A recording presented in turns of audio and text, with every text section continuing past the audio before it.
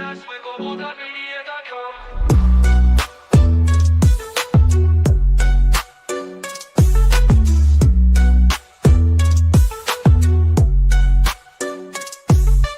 Every step forward is a new beat to your drum. Achieve success with Global.Media.com. Then celebrate it with or without champagne or rum.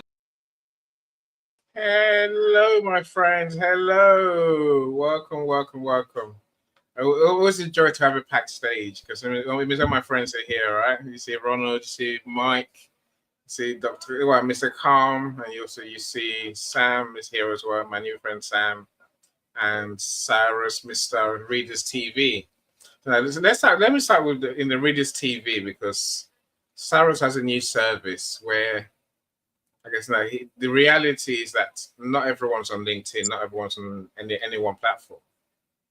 So Cyrus is minded to create a new website, a new portal, let's call it that, where he lists all our events and more.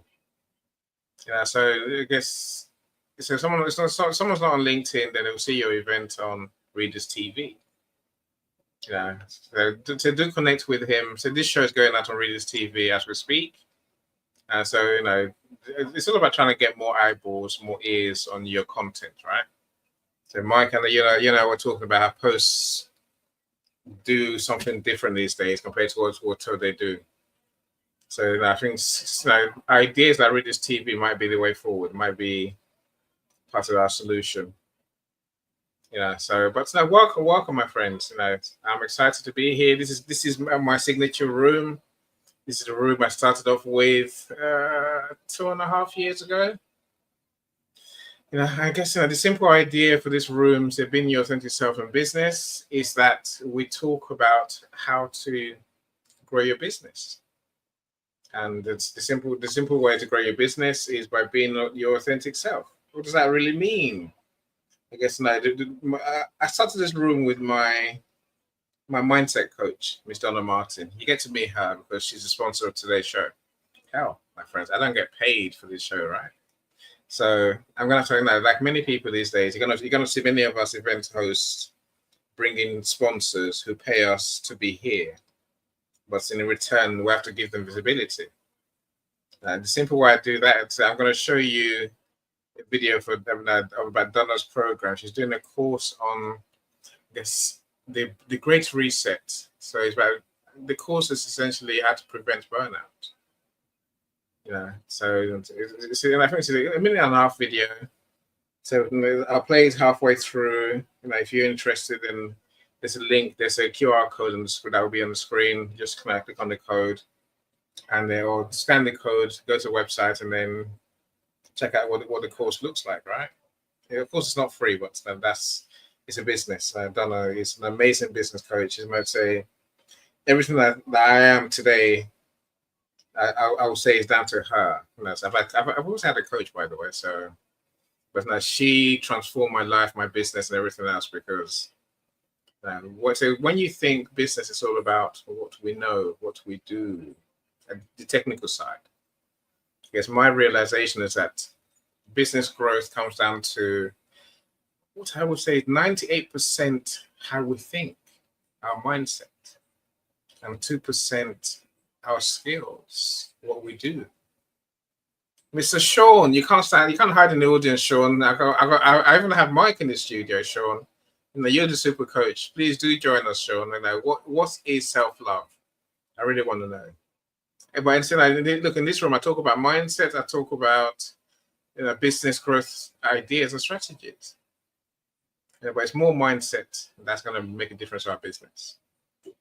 Since learning about mindset, my business has changed. I've changed. I found self-love. Yay. And I love me. I really do love me, right? I guess when it comes to our topic, my friends, what is self-love? For me, it's many things. I have a couple of videos to show you. Okay, let me step back a bit. I know self-love is a key to everything. Since I found self-love, since I found my happiness, my joy. Oh, Oh, Cyrus, they're out. Sorry, Cyrus. Since I found self-love, since I found the sense of purpose in my business, so I say, like, doing these events, doing my client books, whether it's writing, publishing, or making them bestsellers, my life has been a different life. You know, rather than going on that terrible vicious cycle. You get a customer, you lose a customer. You know, you make money today, you lose money tomorrow, and then you're thinking, "Damn, I'm broke, I'm rich, I'm broke, I'm rich." That was my life until I met Donna. So I was actually doing mindset work. You know, so within a few months, we started this show. Again, before I met Donna, I would never talk in public. I wouldn't be doing this now for sure because I was just too scared to talk in public. You know, my wife told me the other day, "You always stutter when you speak." I'm like, "Thanks, darling. I love you too." You know, I'm saying that's who I was before I started working on the self-love thing, right? And so this, I think, it's a huge topic. You know, so I can see the issues. The issues is simply that many people don't know where to start. They actually don't know what self-love means. You know, some take it to a crazy extreme, right? They think self-love is what I call self-obsession. You know, where they think it's about outdoing others. You know, but I think that for me, self-love is, you know, it's all about me. Every day is about me. My joy is about me. I live in joy. You know, it's doing what it takes to keep any happy, whatever that is, right? You know, and some days I will do crazy stuff. And when I say crazy stuff, look, some days I'm just late. So I'm late, whatever. I'm late, right? I don't do what I say I'll do and when I say I will do it. But I've learned not to do what I used to do, which is, you're terrible.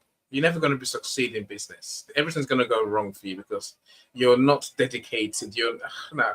All that beating myself up thing, I don't do it anymore. You know, I had a meeting yesterday with someone, just to give you an example, right? So I turned up. I think I was in Sean's room. This is Monday, right? I was in Sean's room on Monday. And me and Sean were chatting away on his show, 6:30, right? I thought my meeting with this person was at 7:00. Lo and behold, 7:00, I log into the Zoom and there's no one there. I look at my diary, it says 6:30 was a meeting. I'm like, oh, well, it wasn't meant to be. This is any self-love model, right? It wasn't meant to be. So that's why I wasn't there. You know, I wanted to be there. I could have been there, should have been there maybe, but I wasn't. Hell, move on. You know, I messaged her and said, "I'm really sorry. You know, let's rearrange." There's no time to do. I don't do regrets. I don't do apologies after time. You know, so literally, there's a reason why we didn't meet. You know what? You know what the weird thing is, Ronald? She didn't turn up.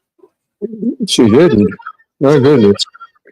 I was like, this is why I do what I do. This is why, you know, literally, I believe there's a God looking over me that makes me do what I do. So even when I screw up, I take it as part of the course. Now maybe I'm trying to learn something.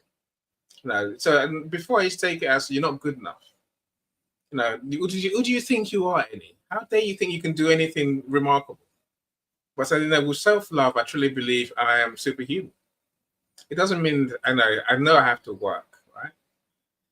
I think if you ask most people what's self-love to them, I'll come to all of you and ask you what's self-love to you. Of course, you in the audience as well, please, you know, feel free to begin to clarify your thoughts. What is self-love to you, right?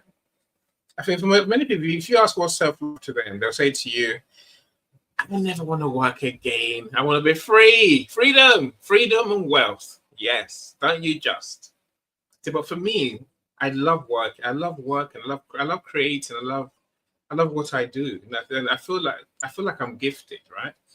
So part of my self-love is to live my purpose, to live this life I live of creating, you know, I say making people famous. That's what I exist for, right? That's through events, that's through public speaking increasingly these days, whether that's through, you know, doing books and making my friends bestsellers. My point is that hard work is part of my self-love. I love to work and grow. You know, many people tell you self-love means doing no work, being free. See, look, before I pass the mic, before I welcome my friends in the audience and then pass the mic to my friends on stage, there's a weirdism about self-love conversations, which I found when I did a search on YouTube to find videos to play to make my point today for us to learn from, right? And all the ones talking about self-love, they're all freaky. They're freaky people. They say good, they say the right stuff, but they are so strange. You know, they're flowery. They have water flowing by. They're sucking on a lemon. I'm like, well, who sucks on a lemon? Really? You know? And then they're playing with beads. That they're meditating 24 hours a day. That's not self-love. That's just weird. You know? I don't get it. That's like narcissism. It's just weird. It's just I'm like, I just want someone normal to tell us what self-love is. And I think it's simpler than we make it. I think it's also harder than we think it is. So that's why I want to have the conversation today to really work out what is it? How do we actually develop it? Yeah, how do we conceptualize it in a way that people can understand and apply? That's a conversation I want to have today, my friends. So thank you all for being here. So Linda, welcome. Liana, I tell you, you've been together all day, Liana, all right? Thank you so much for joining us again. I say, you know, Omar, Mrs. Umpardi, thank you for being here. You're not going, Ronald, are you? No, you're waving at you're saying hello to our audience members, right? Yes, I'm waving at Leanna. Excellent. Now, she's an amazing person, but like I say, hopefully, you know, you're connected. Christina, welcome. So we're going to start doing some shows, me and Christina, on the other side of September. She talks branding, amongst other things. I'm sure she talks AI as well. So that's Ronald's big topic. Ronald's coming to LinkedIn Lives as well, my friend. So, you know, do keep an eye out for our shows. He has many things that he can share with us. Dr. Philip, welcome, sir. So glad you're here. He's a real doctor that's transitioned to holistic medicine counselor. Yes, and he was on my shows a couple of weeks ago. So we'll have his next show, I think it's on Tuesday, I believe. But so Dr. Philip's going to join us and start talking about his topics next week. To make it simple for you to understand, he's writing a book, the A to Z of health and medical conditions. So we're going to work through some letters in our events. He's written most of the book, but there's some letters that are missing, right? So we're going to come and talk about those letters that are missing and let the audience fill in the gap for us. That's the idea, right, Dr. Phil? I hope I think that's our plan. Mr. Kenny, Sugar Daddy Kenny, as his friends call him. I'm so glad to hear, Kenny. Thanks for joining us. I mentioned you, Sean, our super coach, Mr. the one who works on your inner self. Sean, please join us. We can't have this conversation without you, my friend. We need you here. Dr. Lisa, our menopause specialist. I'm glad, and holistic well-being, holistic health as well. Lisa, I'll say it publicly. Thank you, of course, for the mention on the show with Jackie a couple of days ago. Yeah, on Monday. I'm always amazed when someone mentions my name, but Lisa, you're the greatest, but you know that already, right? You mentioned me. And also, of course, our show is coming back in September. I'm excited. Let's get ourselves back on track. Brother Charlie, welcome. Say love you, love you some you is essential. I love that. That's self-love, right? Joni, welcome to my new author, my new two-time author. So he published two of Joni's books in the last couple of days. They've both gone live. So one is about dinosaurs. If you care about dinosaurs, adventures and stories, then do check out Joni's book for sure. And her other book is a life story book. But it's a life story with a difference. There's about 10 pages of recipes. I said, Joni, why so many recipes, Joni? There's food, there's gardening, there's all sorts of crazy stuff in her book, right? And she smiles at me. Well, at least the books they're out there, and I say I'm sure we'll launch the books sometime, right? But you can buy them. So do connect with Joni and find out where they are. Christina, I hear you. Self-love is the act of claiming your own worth without apology. I agree. You're seeing yourself not as a project to fix, but as a space to honor. Oh, I like that. That's deep, right? That's deep. And I say that. Thank you, Christian. I agree with you on everything you say there for sure. Mike, you're in the studio, Mike. I'm not gonna. Okay, Mike. I'll do you a favor and read your comments out because you're here. Mike, do it yourself. Mike, please. Sure. Go and tell us what. So, what's self-love to you then? Well, it's more than just what I wrote here, but Yeah. it's knowing yourself with a clarity and a sense of your purpose. Yeah. Yeah. Yes, I agree with that.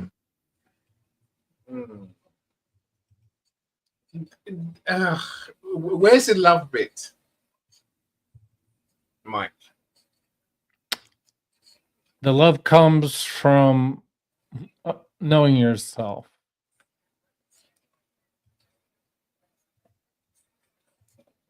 Okay, so can we say accepting yourself as well?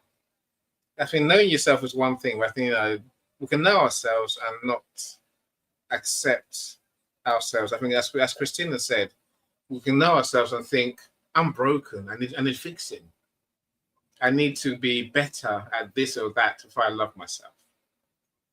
I think that there's a gap somewhere in your answer, Mike. And I don't know. No, I'll let you fill in the gap. Maybe maybe before we leave, you'll give me the love bit. You see, I think the risk we have, my friends, is that we rely on others to give us that love. That's a danger with that self-love, right? Mhm. We look to others, whether that's through appreciation, whether that's through relationships that we have with others, some of which can be quite if we rely on others to give us validation, we're in danger. That's a problem. That's a problem with self-love. It has to come from within, and I think it has to be, yes, being in love with yourself. Literally being in love with yourself. I think we have to have that affection. To the extent that we don't need anyone else. We have to love ourselves the way we want others to love us, or we do ourselves. It's an idea. It's an idea, right? It's my idea.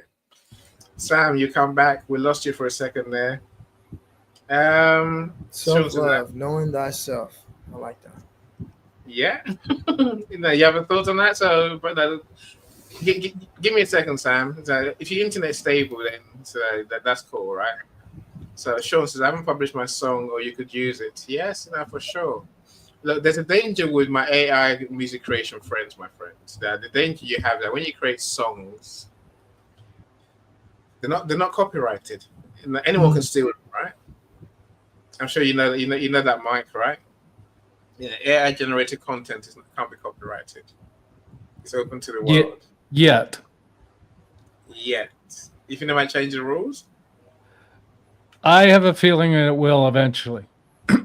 Because the Copyright Office looks like they're saying that working with AI is not humanly generative. I disagree. YouTube is doing that as well. YouTube has made you state if it's not user-generated content or if it is user-generated content. Yeah. Which honestly, I prefer user-generated content. Maybe that's just because I make content, so maybe that's why. But I'm more on the user side than the AI side personally. But there's this issue of lyrics as well. If someone takes your song along with your lyrics, they shouldn't be able to use it, whether it's created with AI or not. The lyrics is yours. They can get away with using that piece of music on its own. However, because of the fact that the lyrics is that intellectual property, and intellectual property is protected by the law of the land, I don't think they can get away with it that easily. So yeah, but okay. If you write your own lyrics, in a way, you're actually indirectly protecting that piece of art as well that you've created. But Cyrus, I don't think I can copyright the song even if I write the lyrics. Yeah, you So can't. I own the lyrics, but that doesn't do me a lot of good.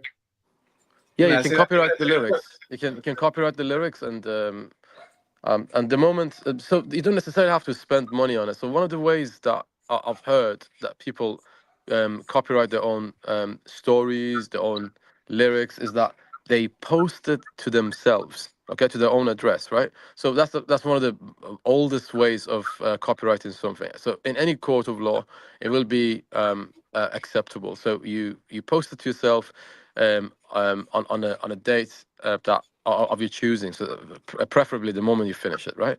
So you post it to yourself, and if they steal your work, you can take it to the court and say, look, my work, and this is the stamp on it, and that this is the date it was registered, right? You have a receipt for that. you can't register it. Like, here's the problem you have, Cyrus. Mm. Let's not dwell on this topic for too long, right? Yeah, sure. The AI platforms tell you straight away, this is not your stuff. This is us. Like, we have machine learning going on. You're giving us a content for the machine to learn. It's no longer yours. Even Yeah, Amazon, which means they book. already took it from someone else, and they've Yes. already nicked it off someone else's washing line, right? Yeah, but we say, but using the platform means you give up all the rights to it. Now, that's what every YouTube knows this. Amazon knows this as well. Yeah. You can't claim copyright for what you've given up for the machine to use the way it sees fit. So why can't we use it? Wait, That's but YouTube does copyright stuff. I'm confused what you mean by that. The copyright stuff, but not AI written stuff. Anyway, let's leave that alone for a second, my friends. I mean, our self-love topic is much bigger than that. Jeannie, I see you. Welcome. Mike, so Mike has more there. So Janice, have I mentioned you? I'm sure I have. I have now, right? So this topic was chosen by my friend Anthony last time we were talking, right? And Anthony was, this is a question that he asked. I'm like, let's talk about it, like I always do, right? Sets me thinking on the next topic. Self-love is putting the work putting in the work to know thyself. Yes, you're missing the love part, right? Self, yes, I get all that. Yeah, you have to address the love part. I think everything that the love part is the most important part of all of this. But I'm sure we'll get there. So Vincent, welcome. Said not needing or seeking external source of approval, acceptance of validation. I agree with you. So that's what I'm trying to get to, Vincent. But to not need from others means we have to develop it ourselves. We have to become our cheerleaders. I'm trying to hold off what I'm trying to say today for good reason. You see why? There's a simple concept to the self-love thing. Maybe if I just give you the headline news now, then you say to me, I'm trying to protect myself and not share it, right? Right. Can we love ourselves the way a parent loves a child? That's real self-love. No quibbles, no terms, no nothing. I just love me because I am me. And I love me, I protect me, I look after me, I do what it takes to nurture me, keep me happy, encourage me. It's all about me because I am. That's self-love. Anyone wants to argue and tell me otherwise, I happily listen to you, my friends. Felipe, welcome. Felipe is a second Mel Robinson's book on self-love. So, I got a question about that, NJ. Go for it, my friend. Go for it. So I was just speaking to my father about this, actually. So since we're all in the business world, my thing with self-love is finding that intersection between the negative that comes with the business, whether it's a business failure, somebody saying no if it's a sale, somebody saying something negative about your business. If anyone in here is an employee getting fired, it's not pairing those failures with who we are as people. And I think that's the biggest thing I've learned personally when it comes to my own journey with self-love, is realizing that I am not the Merlin Group. I am Samuel Salgado. I'm not the business. I'm not all this other stuff. I am me, and I have to love me whether I accomplish what I want to accomplish in life or whether I don't accomplish that. And I think that's the biggest thing, especially for my generation, being I'm probably one of the younger people in this Yeah, chat. no, normally it's old men and no, old women in this event, right? I'm joking. Joan is a very young woman. And with our generation, because I'm at the tail end of millennial, where I'm not a millennial, but they all call me a baby because I'm 96, but I'm not necessarily Gen Z either because I see them as babies.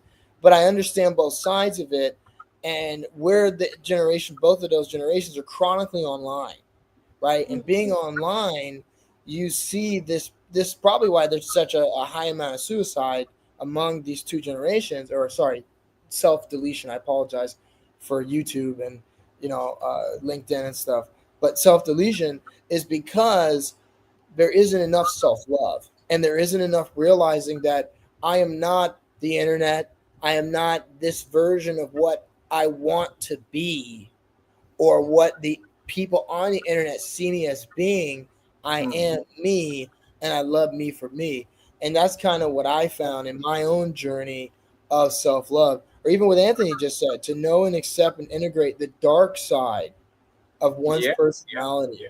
That's big, because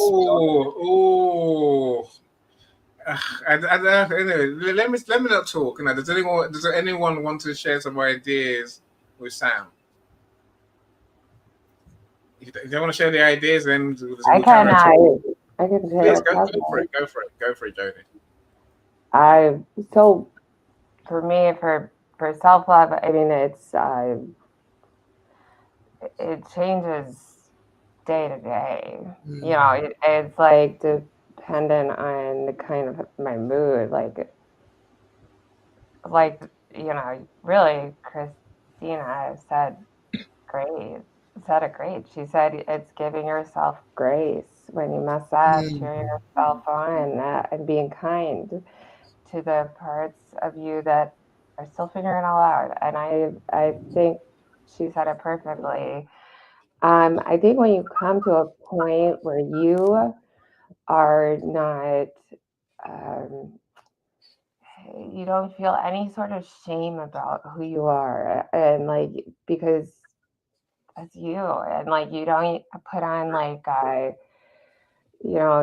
a face over what actually is you, and you're able to share that with confidence. It's really a life-changing thing, because so many people are, they're trying to kind of be different than actually who they are inside, or keep struggles hidden. And I think it's a really important that you acknowledge that, at least to yourself or your dog or something. I don't know. I just that you can be okay with that. That's I don't know. And I mean, if you really are struggling, of course, it's a hard not to want other people's appreciation or attention. That's natural. We're humans, we're social creatures. But when you get to the point where you're like, fuck it, I am getting Dairy Queen for the next 5 nights in a row, that's all I'm gonna eat, and you're okay with it, then that's some self-love. I mean, taking a good bath, self-love. I wonder. I'll take the no regrets. They're not beating yourself up. I'll take that for sure. But I don't think that means we just let it go. I think there's no, you don't let it go.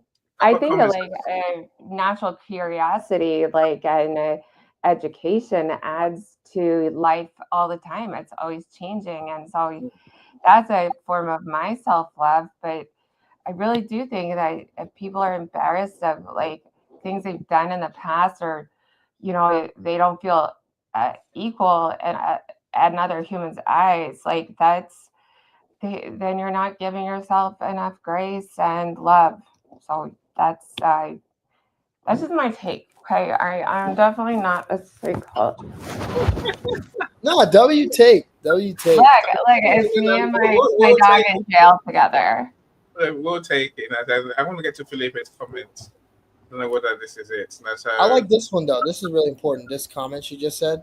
As someone that's mixed, I like which this one. one. Sappho's one? Sappho's one. So she watched a slow motion animation sketch about colorism and self-hate, which is, I guess, is a exact opposite of self-love, right? Yeah. Interesting. It starts off, like the self-love conversations. It starts off comical, and then it ends up as something deeper.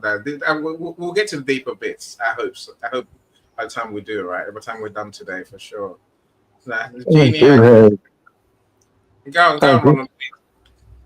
Yes, I have a comment because I'll be bailing in a minute, but I'm primarily on here because of my workaholic background. After some 30-some years of working, I finally burned out, literally burned out. My cookies got frosted, and I resigned 2 weeks' notice. But I realized that I was a workaholic. I was a human doing and not a human being. And then just listening to you today, I want to verify that I'm now living not a reactionary, I'm living an intentional life, intentional where I will set my priorities. My wife is setting hers, we're setting ours, and less reactionary to finally take the reins of our life. And our hashtag is never too old, never too late. And that's the essence of what I'm sharing here. Yeah, no, I think that's genius. I think that's important, right? I think living the life. For me, again, to build on what you're saying, Ronald, living life on my terms. My terms. You see, when I was younger, I used to have to conform. You talking about this the other day, weren't you, Sean? And when we meet expectations rather than living our lives, right? I used to have to go to work at 9 o'clock in the morning. God, I hated it. I'm nocturnal. Now I work all night, every night. I don't care. No one says me before lunchtime, my time. If you try and meet with me, you're not going to meet with me. I won't be there. I'm saying literally, I live Annie's life. I still get my work done. I still get everything I need to get done, right? It's in my time, and it's my choice what I do when I do it. I'm not saying I've got clients. They can be jailers. Put it like that. As you're saying, Ronald, they can hassle you so much that you get all frazzled. You get burnt out, right? But I refuse to let that happen to me. Everything is anytime, and there's now an anytime. ENY time is anytime, my time. Don't like it, unlucky. You're gonna get anytime anyway, right? That's my idea. Congratulations, Ron. Good job. Yeah. Thank you. Take care, my friend. Thank you very much. And God bless you all. God Ron, I love that. Never too old. Yeah. The man's fascinating. Connect with him for sure. And you are going to get to meet him a lot more as we go forward. Anthony, welcome. I'm glad you're here. Have a conversation without you. I would have felt like I was cheating, right? He's just so smart.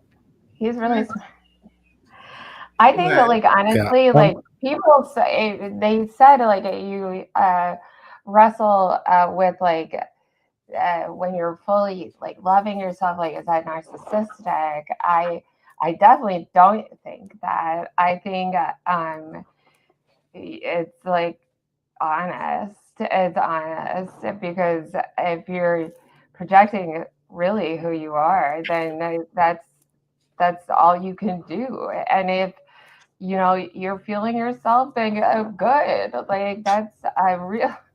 That's a good thing. But I think that you should be able to look in the eyes of any other human and be like, yeah, this is my life.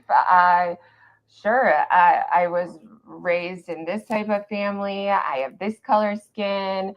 I have fucked up so many times. I am divorced. I fight in court over my kids. I mean, honestly, when you look at someone who is really accepting of all of their struggles and like puts it out there, even if they think they're pretty cool, they feel okay with that, then that's like a form of self-love.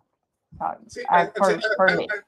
See, I think there is. I let Felipe's comment deliberate on screen because it makes a point which I think is important in the self-love conversation.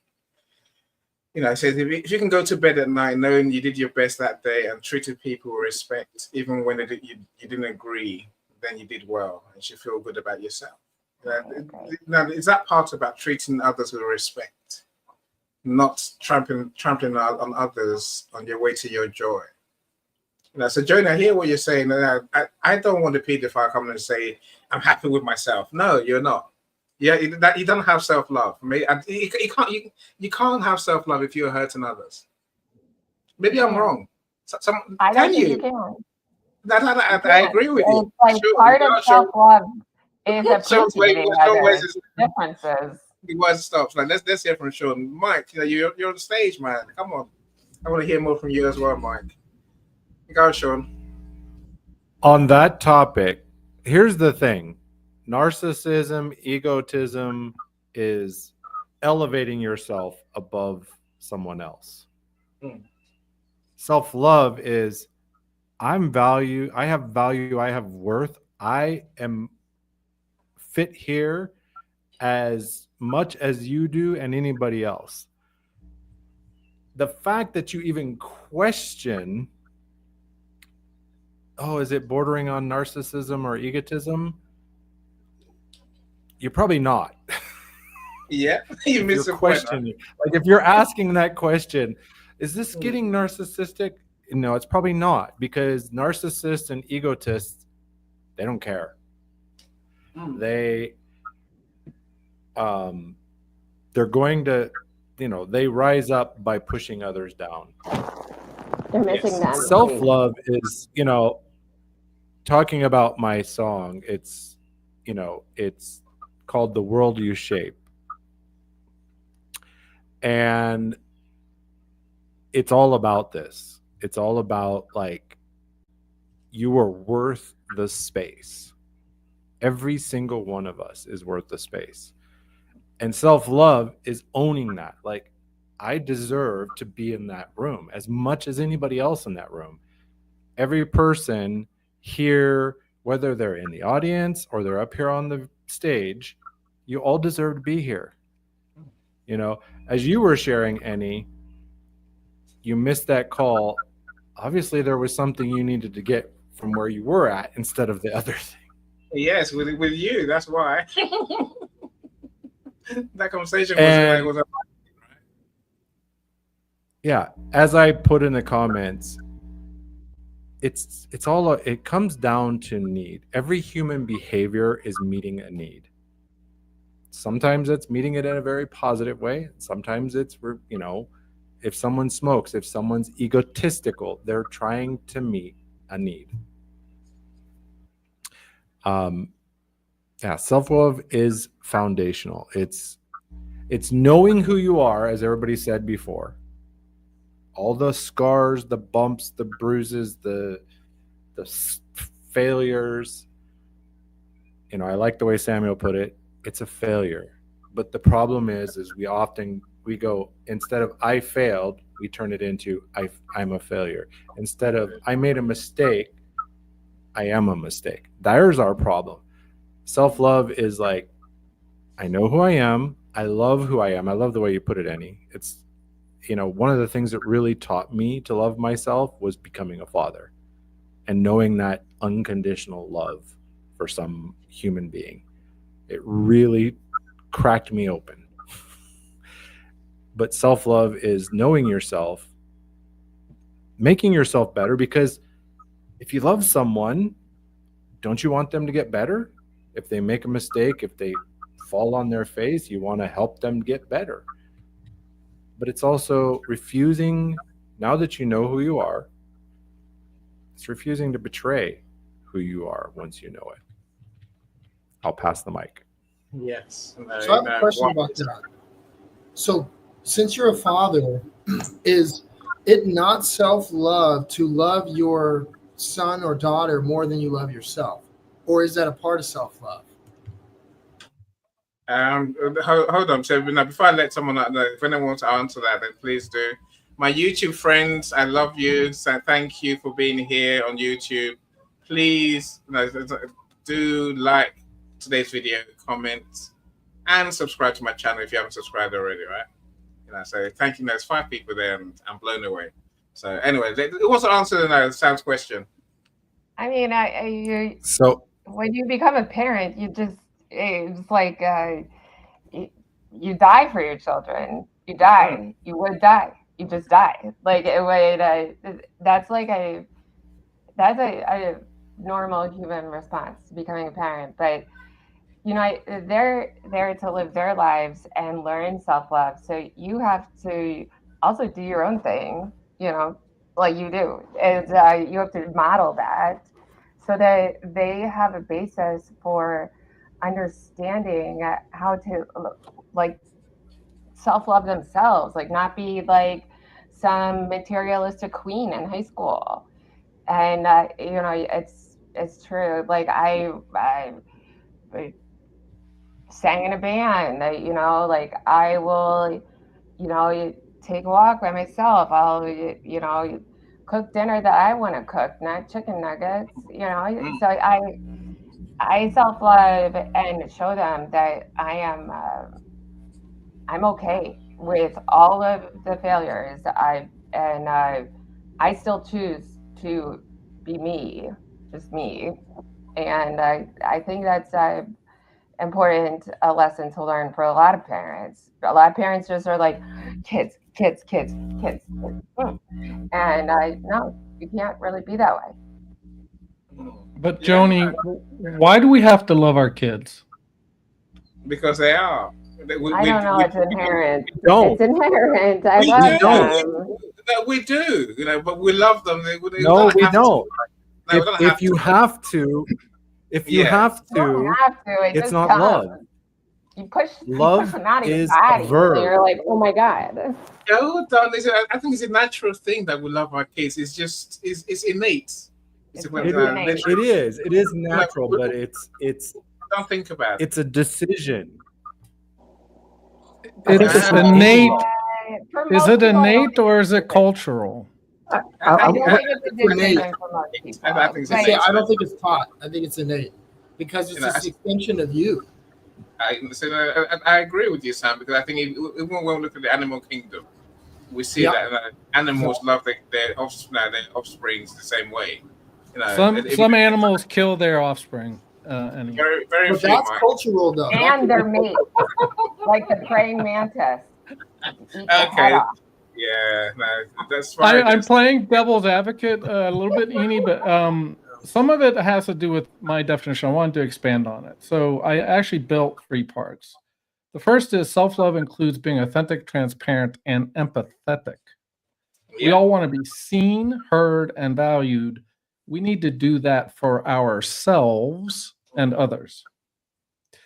Self-love involves recognizing your fundamental worth and connection, and a connection to something greater than your individual ego or personality. It does not depend on outside stimuli. It is my belief we have a divine purpose. Living out that purpose is the definition of self-love. It is our highest calling. We love ourselves when we love another. And I think the point I was trying to make was, as parents, we're greater than our individual egos. So we have a higher calling to family, to raising those little kiddos to be full blown responsible adults. So we're giving ourselves to something higher outside of ourselves. And it's almost a paradox in that giving we receive. I also think, by the way, we also have to, at least I know I have to practice receiving love as well. Again, for myself and others. And that's a form of self-love, is learning how to receive. Yeah, I think that you've covered the spectrum very well there, Mike. I don't think anyone's going to argue with you. Anthony, please feel free. Anyone who waves their hands at me, I'm like, yeah, the mic is yours. Yeah, I want to. I think there is a aspect of loving children that should be deliberate, where you consider if you were to make yourself 10 times better than you are now, and think about how much you could give to your child. It's not just about feeding into them; it's to realize that you are part of the system, right? Like if you, it's natural that you're probably going to care for that you're going to care for them more than yourself, right? Self-sacrificing, but don't self-sacrifice yourself to the detriment of what you could provide them, right? It's the idea of like, making sure that you have enough in your cup to fill up someone else's cup and finding that balance. I also want to address the failures part too. I think it's not just about calling yourself not a failure, it's about rewording it. So it's not I'm a failure, I failed. It's I learned something. I learned something new about myself and my interests, where I'm going and what I can do to get there or not get there.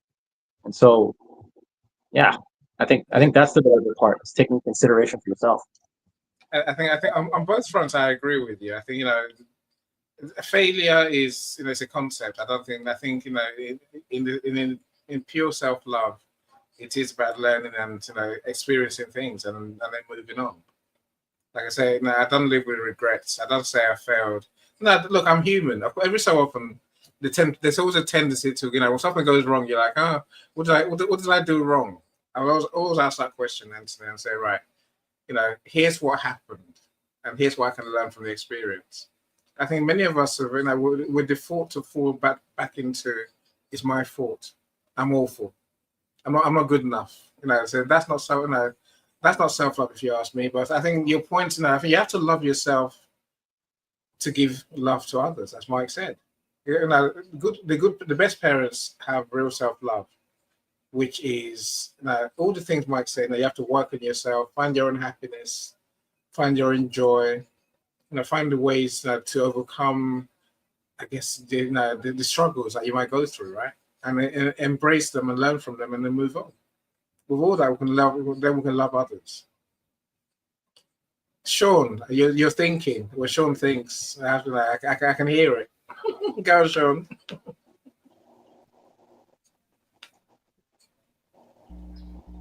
So we could do a 5-part series on this. Is love innate or cultural? Let me just say both and. Meaning that's been a liberal. He's sitting on the fence, right? For one way or the other, Sean. No, it's not. No, it's not about sitting on the fence. There is neuroscientific evidence, hormone influence that triggers the love and the closeness in parents. The centers of the brain activate when they see the baby. It's a biological, automatic sympathetic response, or is it parasympathetic? I always get those two mixed up. But we don't need to get all technical. But it is also culturally influenced. If you look at the way parents in the U.S. interact with their children versus the UK or Uganda or here in Guatemala, it's going to be a little different. There is a certain amount of cultural influence. They're not islands. They're together. They work together to influence it. Here's a question. If you went to a restaurant and had a meal and it was the best meal you ever had, and they came out and they told you it was dog, most people would flip out. I would. I keep dogs as pets. I would not be okay with that. But in parts of the world, that is perfectly acceptable. In some parts of the world, probably even eating your young, as we talked about the animals, would be acceptable. So, even with it might be the good love, but even especially with birds, there's birds that will eat one of their weakest young, so that way they don't starve out all of their children. That's it's a miserable way to die. And That's so that's real love. That's real yeah, love, right? the love of Yeah, a father that can be the bad guy in a moment to help make their child someone who will be more respectable than them, be more capable than them, and be Well, someone that and they you know, if like. we look at That's why we're not birds. and if we look at divine hold influence, you know, if we Go, look Sean. at divine purpose, divine influence, it says love your neighbor as yourself, for one. And Abraham, most people will recognize that Abraham was waited most of his life for a child and then was told to kill him.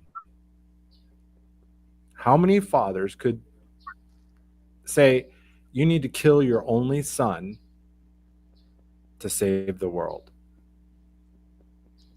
Not this father. As we said, and most fathers would say, I mean, yeah, if I'll I was, stand I'd up kill and die for myself. my kid, To but I would save kill the myself world, too. take my It'd kid. be save a the world, double. to save the world. I'm saying, They're on their own, Right. man. Most parents would say, you're on your own, man. Nah, There- I think I There's could a do it, but as long as I die too. But yeah, I'm with you, Jody. one thing. So this is silly. This is just silly. Okay, have you seen the movie The Birdcage? No, what's No that? one's seen The Birdcage? Oh my gosh. Okay, it's like Robin Williams Joni, and I've seen it, but it's been so long, I've forgotten it's been most so of long. it, to be honest. I rewatched it. It's amazing. And there's a line in it. He's like, "Oh, it's his Guatemalanness," and it is so funny, and I love it so much. And it's like, "Oh, don't worry, it's his Guatemalanness." It just you said Guatemala, so sorry. I had to bring it to life. It's all right. It's fine, Jody. Light It's hold comments. on. But everyone should Before rewatch that movie. before anyone jumps in, let's go to Calm. He's been on the stage for a while. He hasn't spoken, and I'll come to your question, Jeannie. I think it's a good question to ask. Mr. Calm, share with us. Well, I was actually thinking about what Michael was talking about, and then got distracted by this thing called Guatemala. And I'm like, "Oh, what the heck? All right, but Guatemala. Let me not go into there. There's Guatemala that was mentioned, but there was also Uganda. Uganda was also mentioned too, and that's right. You know, um, the way we love our children is different. I mean, I don't, and I don't think this has got anything to do with self-love, but in a way, uh, because that I believe is kind of you displaying or showing um, intentional love or external love to somebody else, and making sure that they receive it and get it, as opposed to not getting it. um they've got to understand it, and that's the children. They got to understand it, and then they got to understand that's what it is. Then they got to then they got to then they've got to also duplicate it some way, somehow, somewhere in their lives, which they're going to be living it for the rest of God knows how many years, even beyond after you're dead. You're going to be living it, and they need to know what they need to know what love is, and get that from you. Get that from you, and that's and getting that from you. They need to understand how to love themselves. So watching you love yourself, in other words, watching you take specific actions to indicate that this is how you love yourself. Because I think Mike was right that love is a verb. It's not. It's not. I don't. I don't think it's a verb, and probably a noun as well. You don't. But it's more the way we interact with it, it's more of a verb. I can't say I agree. I think love is a feeling. It's a more a noun in my book. It's a thing. Love. Yeah, On the that's the one that you're talking about when you talk when you say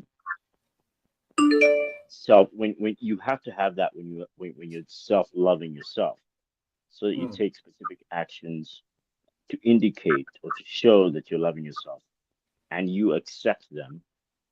And also at the same time, he says it was cultural, so also society accepts the way you're doing it.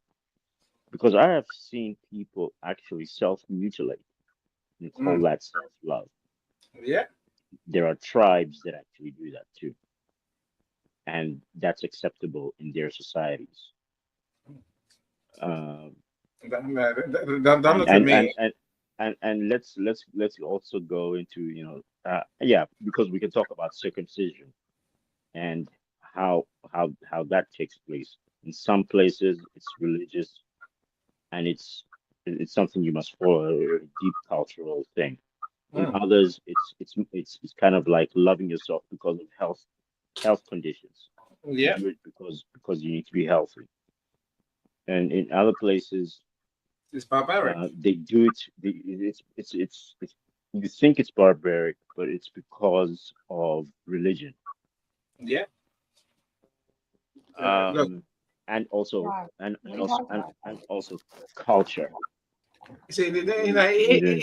here's the thing here in all of this, my friend. Self-love is about doing what is right for you, whatever that means. That's why I say that I get freaked out when I see all these strange people on YouTube eating lime and meditating all day and playing with beads. That's not self-love to me. And I'm planting flowers, and no, that's not my self-love.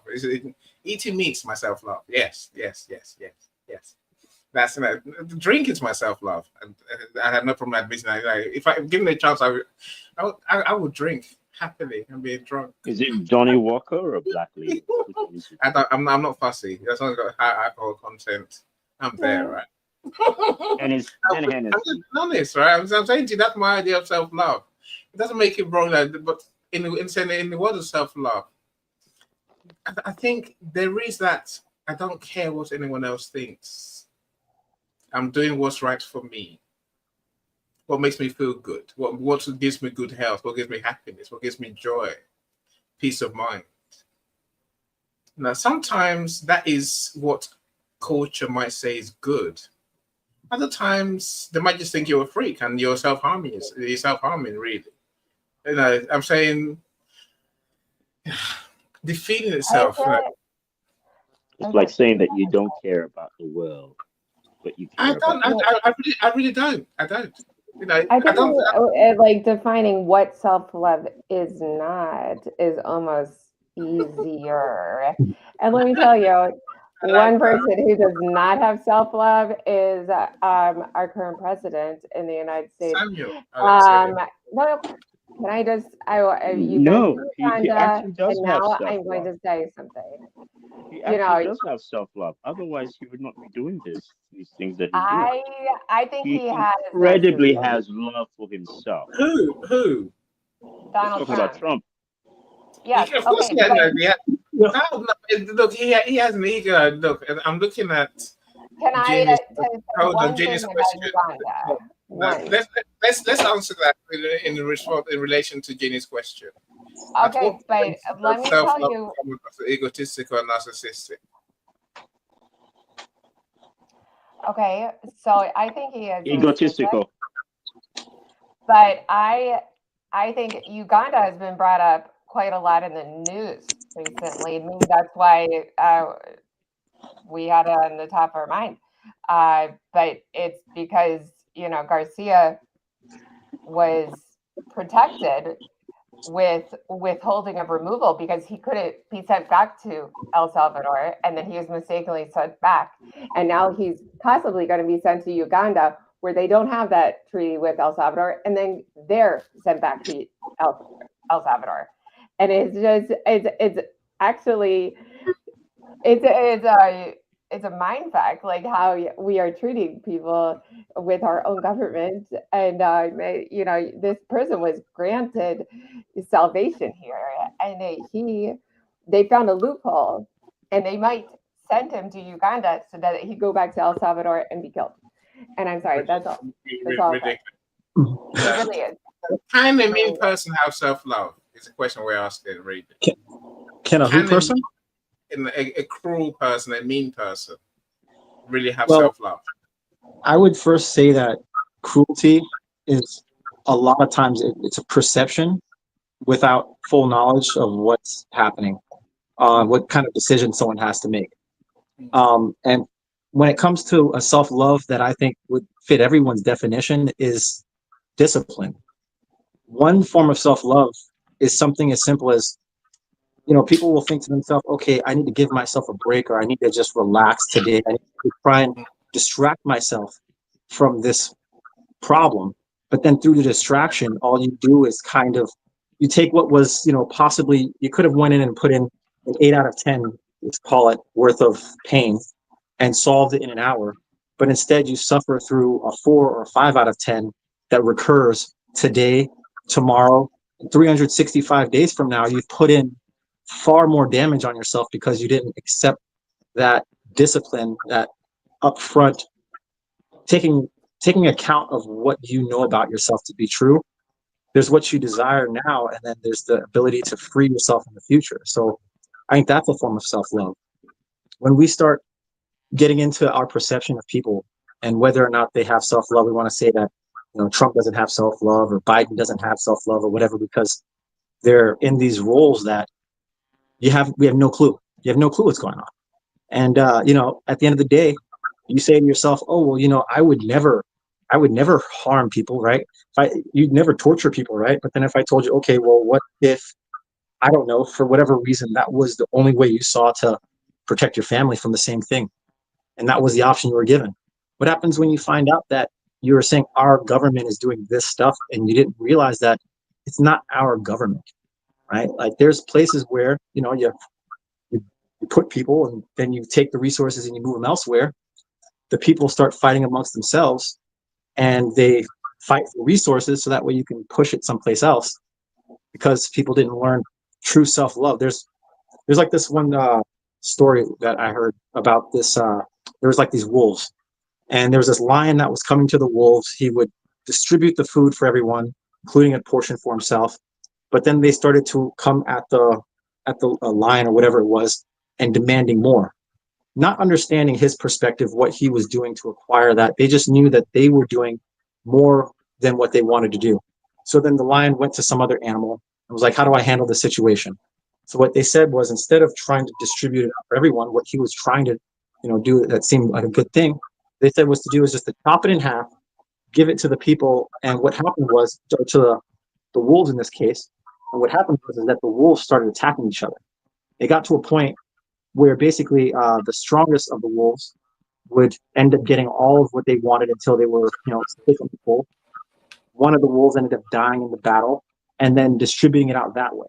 And then so now the lion in this position, who just wanted to try and do what seemed right, but doesn't have that perspective or that ability to communicate, ends up in a scenario where all the people are fighting with each other. And that was the solution that they decided to come together with, because if all the wolves came after the lion in this case, the lion wouldn't be able to fight back.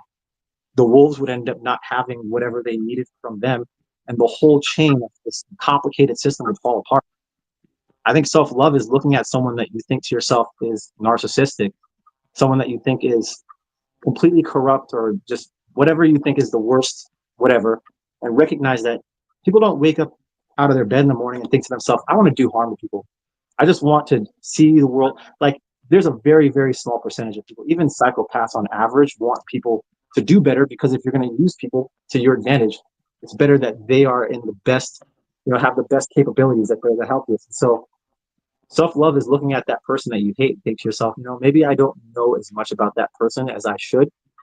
Recognize that maybe they have that same perception of you, where they don't see all of the things you have to deal with, the pain that you experience, the past traumas, and whatever decisions that you have to make. It's kind of like the same love that a father has for his son, where his son this idea of giving your kid to God, sacrificing your son after you got him. It's the idea that, look, I could protect my child and be there and give them everything, right? And completely spoil them to the point where when I get old and die, well, then now they're looking for Papa to help them out. Or I could set them up in a scenario where it might be dangerous, it might be harmful. And at the end of all of that trials and tribulations, what happens? They come out stronger, more capable, to the point where they're protecting themselves better than I ever could have. But in those moments, I had to do something that seemed harmful, painful, even dangerous. But maybe as a father, I could sit back and think to myself, okay, well, if it does get to a point, I'll step in. But at the end of the day, self-love is just to recognize that we're all humans. You know, we all want to reproduce for the most part, eat food, have friends and family. You know, people think that selfishness is like that we're all selfish, that if we got everything we wanted, we would hurt people. But I don't think that's true. So how many times you see a homeless person just get handed $1 or $2 out the window just because they asked? People are innately a lot more similar in the sense that, you know, what you think about them, they might think about you, and you can project more positive emotions, more positive behavior, and they'll reflect that back on you, and you will feel better regardless. You know, I mean, if Trump was here and you hate Trump, you think you're going to feel good when you argue at him, tell him all this stuff? No, at the end of the day, whatever evil stuff someone does, if you were to, at the very least, say like, look, I don't agree with it, I don't understand it, I think it's wrong, but you know, we're humans, we're breathing air, we're eating food. What is there something that we could both agree on, something that we both like, enjoy, and build those connections? Because you're never going to have peace, you're never going to have community love if we're always casting out another, because they'll cast you back out as the other. And Anthony, do you have the book of Aesop's Fables? I'm sorry, can you say that again? Can you say that again? Joni? Yeah. Where's Joni gone? Has she fallen off? I hope I didn't say anything that should make her run away. I'm not over here. I'm apolitical, by the way. I think that she had to go. She had to go. No, but I do accept your points, Anthony. You know, in that. Was there anything you didn't accept? Joni, you're there, right? Joni, I've ordered the book. I know you have to go. I ordered the book, so it's in your basket. Just make sure you choose my address, please.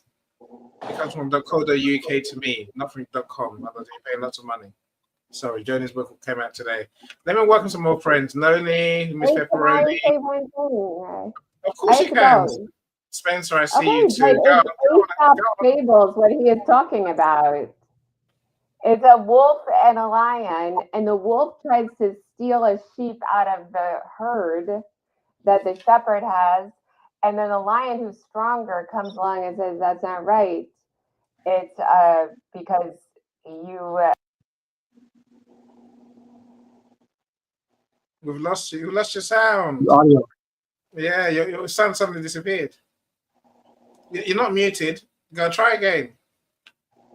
Oh no, Joni, we've lost you. Turn it on and off or toggle the device. Yes. Now, guys, look, can I say that maybe it's a good time? Try again, Joni. No, still can't hear you. Let me play my video quick, and then let's hope for Joni sorts herself out. I might come to Zara. Of course, I see you, Zara. I see you there, my friend. I'll come to you right next. Let me play. No, it's a few minutes video. Ah, where are we now? Nearly past halfway. Okay, here goes. Now the two video go. Joni, try again. Okay. Yeah, perfect. I can hear you. It's because everything connects to Bluetooth, and I don't know what it's connecting to. It's a technological nightmare. It's fine. But anyways, I have a book of Aesop's Fables that my parents have read to me, and I read to my kids. And the story that I think you're referring to, it's the lion and the wolf, but the wolf takes a sheep out of the shepherd's herd. And then the lion, who's stronger and like more valiant, is like, no, you can't take something that belongs to someone else. And the wolf is like, but I had the chutzpah to do it, essentially. And the lion like creates order by giving the sheep back and saying no.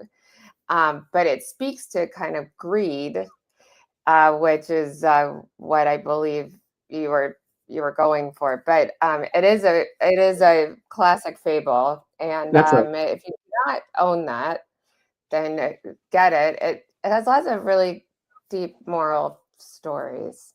Well, There that are. was a totally different one. Those are Story. different. Okay, they're Yeah, different. I'm completely different. sorry. Yeah, but we It's have to like the realize that boy who cried wolf.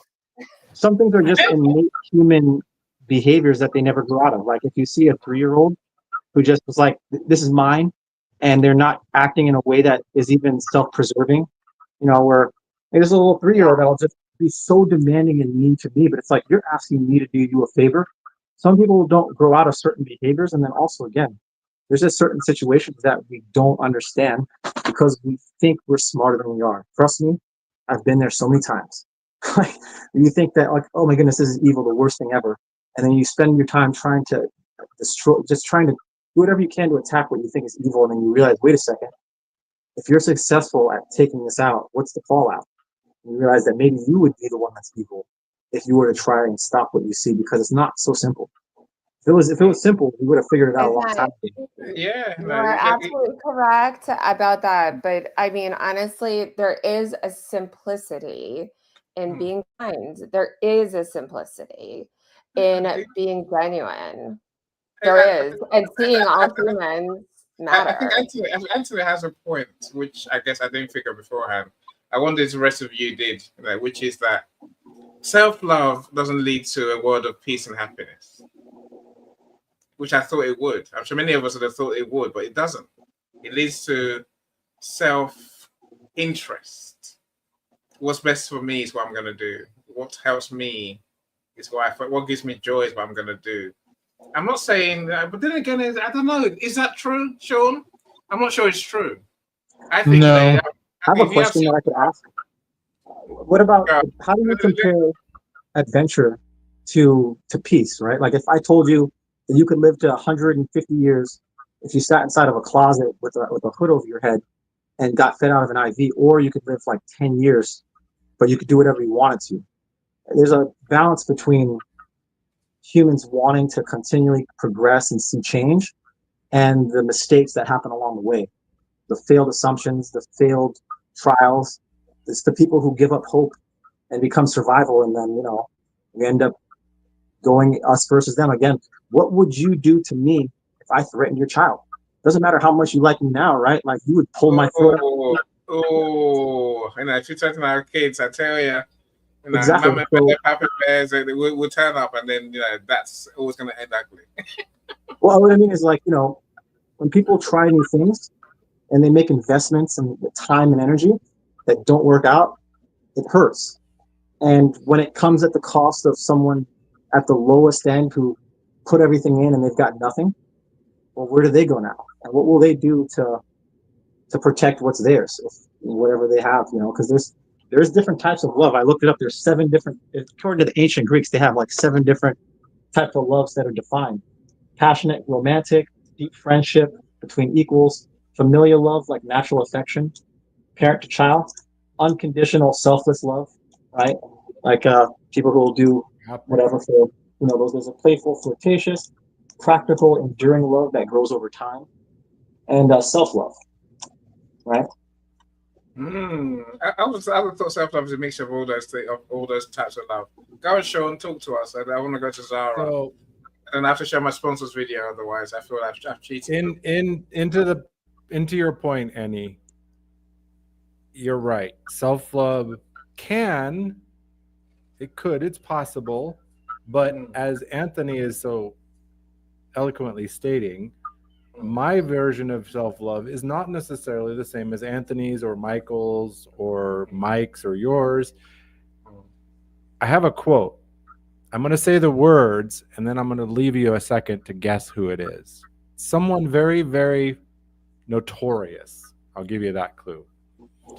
I've spent the best years of my life giving people the lighter pleasures, helping them have a good time, and all I get is abuse, the existence of a hunted man. This Who man was knows who? considered America's most notorious public enemy in Really? history. Is it Hitler? Michael Jackson? America's most notorious public enemy. Hitler was an American? And Michael Jackson? I don't know. I have no idea. If anyone knows, Al Is it Kanye Capone. West? Al Capone. Okay. I can see how. That was part of the opening of Dale Carnegie's How to Win Friends and Influence People. He opened the story. I remember the first time I read this, I'm like, wait, did I get the right book? Like, is the cover on the wrong book? Because he opens up with a story about Two Gun Crowley facing off with the cops, like another notorious criminal. All of this to say, these guys thought they were meeting a need. They were doing what they thought was self-love. They loved themselves, and they were just trying to help their fellow man in their mind. So, yes, self-love doesn't promise peace and that we're all going to get along. But I think, Anthony made a I love his metaphor, the story, the fable, whatever we want to call it. I love those because it is so true. I live by a precept that's every person that I encounter is doing the absolute best they can with the resources they currently have available. When I look at everybody that way, it changes my perception. Yeah. Whether it's the guy on the road cutting me off or not yielding the right of way in a roundabout, and I'm just going like, what? Yeah. Or firing off guns, and when my 7-year-old's running around the complex, not cool with that, but they're doing what they feel is right, given their He's joy. So well said, Sean, says Felipe. Let me welcome Eugene. And I'll come to you, Zara. So I like everyone to speak before I play my video. So, have I missed anyone? So Eugene, welcome. Miss Pepperoni, I have to welcome you twice because you are that special. I see Tracy's here as well. Thanks for joining us, all of you. I'm always amazed. I'm always humbled, but to have all of you in our event. I'll make sure I haven't missed anyone. Okay. Dr. CJ. I almost missed you. Welcome, Dr. CJ. So Miss Pepperoni says, I'm confused. What are you going to ask him? Ask who? I don't know. Noni, help me out so I can understand and answer your question properly, right? Daniel, welcome as well. So Daniel's brother does software webinars and seminars and all sorts. So do connect with him if IT is your thing for sure. There's so many different comments. I'm almost lost my Coach Ashif. You made it at last, my friend. You made it at last. Thank you so much for joining us. So we'd love to hear your thoughts on the topic. But let's go to Zara. So Zara's been here for a while. Zara, the mic is yours. Share with us, my friend. Hello, Annie. So, Annie, I read a book called The Mastery of Love, right? Have you ever heard The Mastery of Love? So imagine, for example, you hear a knock at the door and you answer it. Someone comes to you and says to you, I have a pizza, right? You have nothing in your house. You welcome the pizza because you have nothing in your house. And, the person comes, whether the pizza is moldy, whether it's bad, whether it's whatever, you sit with the person and you eat it. But they condition you, right? Then imagine another scenario. You are answering the door again. When you answer the door, the second pizza is this. You have food in your house. Your house is full, right?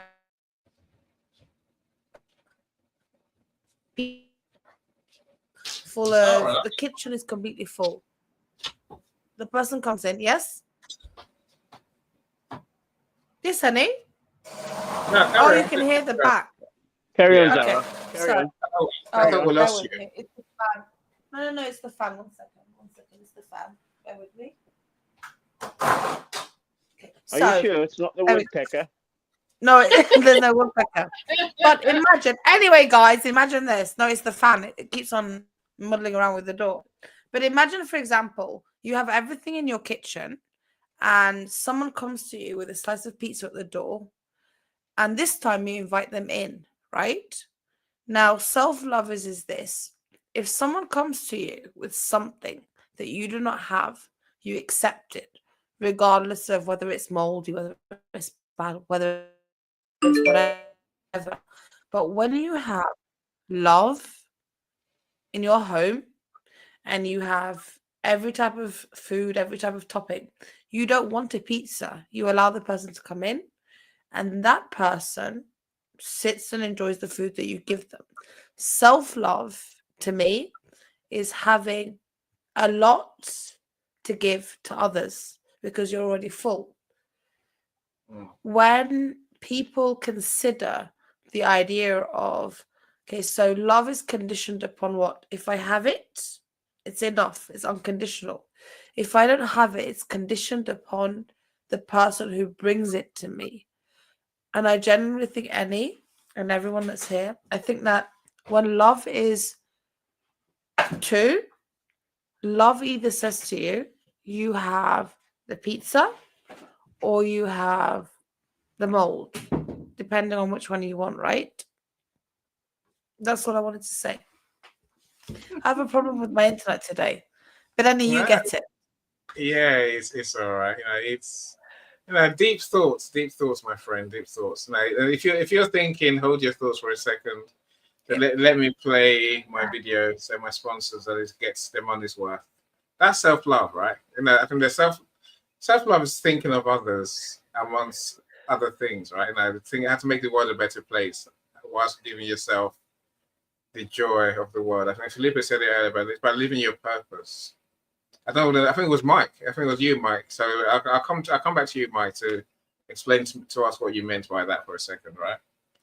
Give me a minute, nearly 2 minutes. Hi, my name is Donna Martin, and for those of you that might not be familiar with me yet, I am CEO of the Good Life Approach, and what I do is help people best to thrive in those micro moments, in those real-time moments when life happens and takes over. So this video is about me introducing you a bit to me and to what I've created in terms of the Daily Reset. This is burnout prevention course for busy individuals. Doesn't matter your profession, doesn't matter where you've come from, doesn't matter about your background, your knowledge, your skill set, any of that. What matters is where you are and where you are choosing to be. If you're somebody that is consistently coming up against it and allowing your external outer world to dictate your results, the Daily Reset will support you in bringing you back to your present moment and deciding intentionally how you choose to reset so that the impact of whatever's going on doesn't continue to impact your day. That's the power of mind shifting. That's the power of self-awareness. And that is the power of understanding who you are, how you operate in terms of your physical body function, your mechanical mind, and the spiritual soul side of you. This isn't magic, it's intentional manifesting. And those daily resets, those wins, those successes that you choose to create for your own version of the good life all start with simple, easy, go-to tools that are all packed inside the Daily Reset. Feel free, if this calls you, to check it out. Go check it out. Hopefully, I don't know how you went to scan if you're on the phone, but you don't know. So send me a message. I'll happily share the link. I tell you what, I'm going to do it. I'll do Donna a favor now. I'll share the link in the comments. And the link is in the comments page. I'll share the link in the chat now. So if you are interested, then please do check it out for sure. Let me do it on LinkedIn. That way I don't confuse it myself. Okay, right. Now, here's a question for everyone. I think we need to move this forward somehow, right? Is there a universal version of what self-love is? Is it like can we agree, all of us, this is what self-love is? And how it helps us and helps the world. It looks like we can't. Please, someone speak. I don't mind who. Discipline. Yeah, I'll take that. I think that's as good an answer as we've had so far, right? In the absence of none, one is better. That's Zara is saying. A molded pizza is better than nothing, right? Then put that on mute. Okay, so here's a link to the Burnout Reset for Busy Individuals course. Right. Okay, my job is done. Right. Sean, you're thinking. Sean, you're unmuted for a second. No, let me go to Sean. Sean, I'll come to you. Well, this goes right along with the theme. Mold. Most people, you get food and it has mold, you're going to throw it away unless you're starving. And I didn't get to mention it earlier, but I was triggered by something Anthony shared. Each and every one of us, we can sit in our privilege or our position and say, I would never do that. I think self-love is realizing that I absolutely have the capability that if I was put in the wrong situation, the wrong set of circumstances, that I could and I might do that. I think that's the realization. The discipline is, you know what? I know my dark side. I know what I'm capable of, but I keep it under management. Self-leadership. That's why Anthony calls this.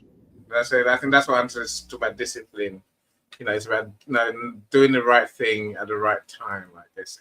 Is there a right thing at the right time? I wonder.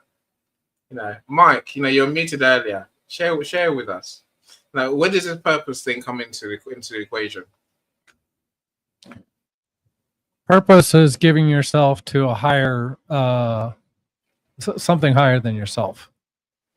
Like I said, whether it's family, community, country, or globally. I do agree with Anthony and Sean about self-love can't be just towards yourself, because you live in a reality that's greater than yourself. We're built for community. We're social creatures. So if we're looking out for the best just for us, at the end of the day, that's not going to really bring us the best for ourselves. So that's where all of this, and this is why I'm saying this has to be towards something higher than ourselves, because otherwise, in essence, we can think we're doing the best for ourselves and really mess it up. So there has to be something that is not movable, that's not shakable. And I believe that's a divine.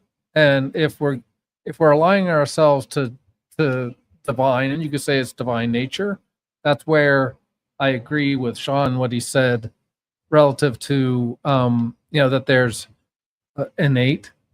I believe that we're created that way. We're created to love, if you will. Now you could say, well, that's just a random mixture of molecules and thought process, but I believe that there's a higher order to things, and that's where I agree with Anthony in that we have to understand that there are, for lack of a better word, there's a dark side or a light side. There's a good side and there's an evil side, and I 100% agree with both of them that we have to acknowledge that, because if we don't, we can trip over to the dark side or trip over the dark side without maybe even realizing it. Or like the frog in the water, we can get immersed in. And I really liked what Anthony said about looking at another and saying, I would never do that, or that person is irrational, or whatever the case, without first taking the steps to sit down and have what I call generative discussion and work towards what we have in common first, and worry about the rest. Do steel manning and star manning. Steel manning is when you take on their idea. Star manning is when you take on as much as you can the rest of their emotional makeup and really learn. And I love the Covey thing about seek first to understand, then to be understood, because I don't know if we can love another or even love ourselves. I mean, I think we have to do a lot of self-analysis. And that goes back to what Anthony says about the dark side and the light side. Is I really think we have to know ourselves, but more importantly, I believe, because I believe in a divine, that there is a love that emanates from above, if you will, that doesn't change. We're loved unconditionally, and if we're loved unconditionally, we can accept that love, and then we can love others and love ourselves. I don't know how we do that if everything's shifting. If everything is just cultural and the culture shifts, there has to be some basis for this love and self-love, obviously. But I do believe that it comes from a transcendent source. I agree with you entirely. And I said, Daniel, I love your comment. There are three people that we need to love in the world. That's me, myself, and I. I like that. No, but that's someone says that, it sounds very egotistical, right? It sounds very me, narcissistic. It's about me. But I think I agree with you, Mike. Living our purpose is part of self-love. I think we have to know there's a greater reason we're in the world. Sean, I would say, look, many people guessed the answer to your question. Like I said, two people did. I didn't. I don't watch films, right? Okay, now let me show you in a video. It's a longish video. It's 5 minutes thereabouts, a bit less than 5 minutes, right? What self-love really is. I'd love your take. You tell me what you think of what we're hearing, my friends. Here you go. We are conditioned by society to believe that self-love is selfish. How many times have you stepped back from a commitment and instantly felt guilty? How often do you say no to someone and feel self-absorbed? Feeling this way is normal and totally understandable because society has led us to believe that prioritizing our own needs is selfish. But this is not true. Despite everything that society has told you, taking care of your own needs is one of the most important things you can do. Your health and happiness are yours to protect and maintain. Taking the steps to do so is never selfish. Number 3, self-love is not a rapid process. Think of the people you love most. Did it take some time to love them firmly and completely? When you begin to learn how to love yourself, it may take some time for you to feel it. Understand, though, that similar to loving other people, loving yourself is a process and a journey. It may not and probably won't happen overnight, and that's okay. Do you tend to dwell on your flaws? We want to remind you that your flaws are what make you unique. They're part of what makes you the wonderful human that you are. Number 4, self-love is important because it opens even more doors for you to give and receive love. Have you ever heard the phrase or versions of it where they say, love yourself first? It's true. The way you love yourself shows others how to love you. According to licensed marriage and family therapist John Kim from Psychology Today, forming a healthy relationship with yourself that is full of care, understanding, compassion, and healthy boundaries will help you achieve that kind of relationship with yourself and others. Number 5, uncovering the sources of healing can be difficult. Are you in the process of emotionally healing? If so, you should be proud that you're taking the steps to heal, for it isn't easy. Like self-love, healing not only takes time, but is also very complex. Unraveling possible years of buried trauma is daunting. If you become overwhelmed during this process, know that you aren't alone. Digging deep and healing from past wounds or reoccurring ones can be an overwhelming process. Part of self-love and practicing self-care is knowing when to step back in the healing process. Though it may be very tempting to keep pushing, remember that part of loving yourself is acknowledging your own boundaries. This is especially important in healing, in order to avoid uncovering memories and moments in ways that may wound you further. Number 6, Self-love means giving permission to accept your own compassion. Have you ever noticed the negative connotation that surrounds self-compassion? Perhaps disguised as making excuses or feeling sorry for yourself. The truth is that one of the greatest sources of strength is being able to have kindness and compassion for your own experiences in life. We have this unfortunate quality to automatically blame ourselves when things go wrong. If you didn't get a job or get into your college pick, you tend to believe that you aren't qualified enough. If a friend is mad at you, you tend to blame yourself first, rather than objectively examining the situation. This could lead to lower self-esteem, more negative self-talk, and even self-loathing if it goes unchecked. Self-compassion is something that lives inside of you. Rather than suppressing it for the sake of others, the more you consciously accept the understanding and kindness you want to offer yourself, the more your self-esteem and confidence will grow. Number 7, self-love means following the yearnings of your own heart, even if that's not what others want. Have you ever felt obligated to do something because you were being pressured by others? To take up a certain hobby or go down a certain career path that you didn't want? While this complacency might seem to resolve differences and issues in the short term, it can leave you unfulfilled later on. Part of loving yourself is giving yourself the right to follow your own dreams and your own heart, no matter what others have to say. Those who judge you or impose their dreams on you also have their own chances to take. Your personal passions are strong and beautiful. They're unique to you. That which makes your heart sing is yours to cling to. You deserve to feel happy and fulfilled, no matter what others have to say. And number 8, self-love isn't always fun. Sometimes self-love is hard. It's doing what's best for you, even if it doesn't necessarily excite you at the moment. Self-love can be going to bed early when you know tomorrow is an important day, choosing to stay in so you can finish an assignment, or saying no to a loved one so you can have time for rest. You have sat down and are respecting your own boundaries, and that is a great thing. Sometimes, in order to love yourself, you have to prioritize what is best for you and make sacrifices. The sheer ability to do this confirms just how much you have your best interest at heart. What are your thoughts on self-love? That's area. And does that make it any clearer? I wonder. I think from watching that, I guess everything we've said today counts. But for me, the ultimate is it's about self-esteem. It's about what I think in my head and what I say to myself. Whilst realizing that others will do what they do. Someone mentioned in the comments earlier, no judgments on others. I think that's part of it, right? And I think compassion for others and compassion for yourself defines self-love pretty well. I agree. But I will say, I reach out to a point that Sean and I talked about the other day on Monday in his show. I think living your vision is important. Again, I don't think anyone has a vision, apart from Donald Trump, maybe, to hurt others. I'm joking, Anthony. Ignore me, right? I'm British. If I was American, then you can hold it against me, right? But I think most of our vision is to make the world a better place. Our vision is to spread love, really.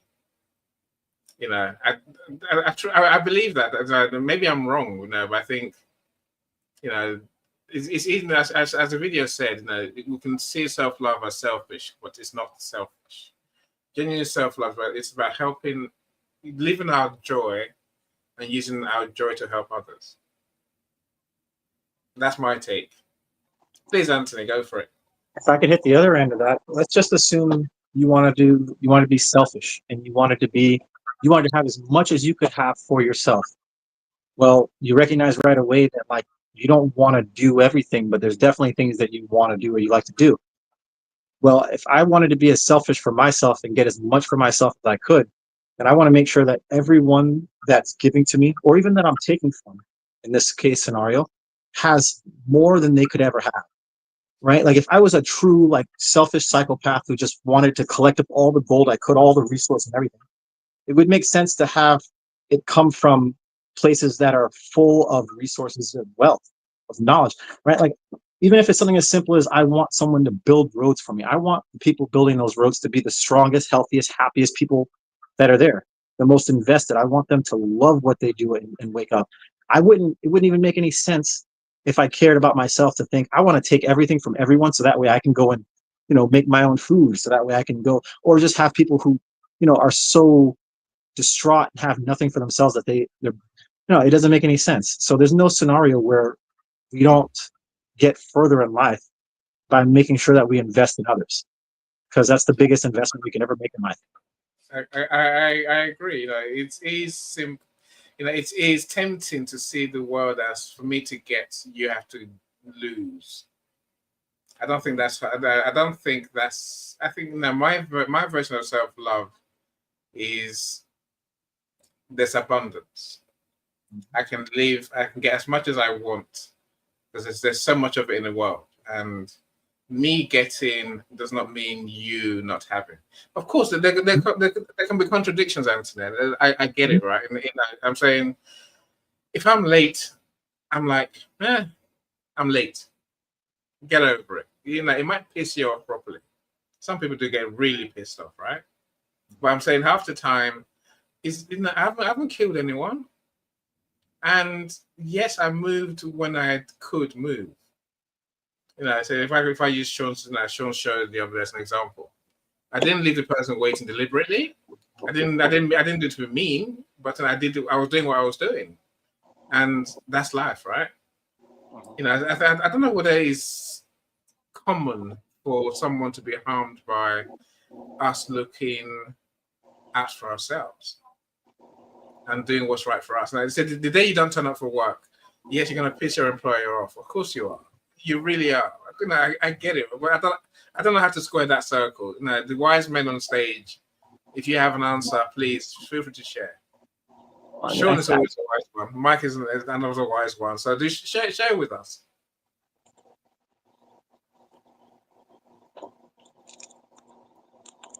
We're waiting for you, Sean and Mike. Mike is going. What was the question? Okay, so let's say I'm feeling tired, exhausted, overwhelmed, and I decide tomorrow I'm not going to work because that's what's good for me. I want to rest. I want to lay in. I want to lie. Call it what you like, right? I'm not going to work. My employer is going to be extremely pissed off. Of course they are. Maybe some customers have been let down because I haven't done.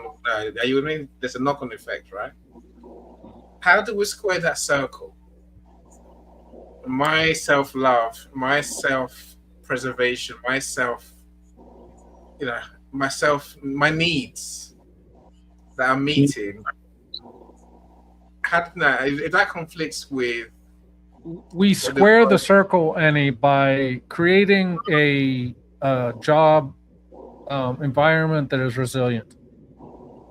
Okay, because if I need to take personal time, if I'm burnt out, there's all sorts of knock-on effects to that too.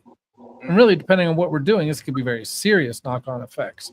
From a pilot or a train engineer or captain of a ship, this could be have a very serious impact. So, I mean, some of this really depends, but inevitably, I'm sorry, I'm gonna look towards the leadership to build a resilient environment where there's no single point of failure.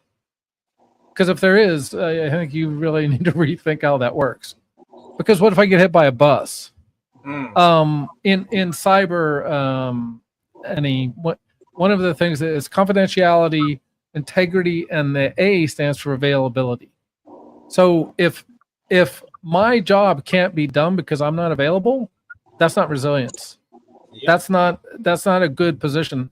That's, to me, how you square the circle. Now, when you're saying in and of yourself, I'm like, well, are you, again, if you are seriously ill, I don't think there should be a question. Like, I'm not going to drag myself into work, and again, I'm going to give suboptimal performance. And again, if my if my management doesn't understand that, or if I'm burnt out and I need a day off, that's why we create PTO or sick days.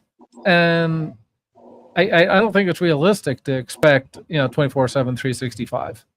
So that's how I square that circle. Yeah, okay.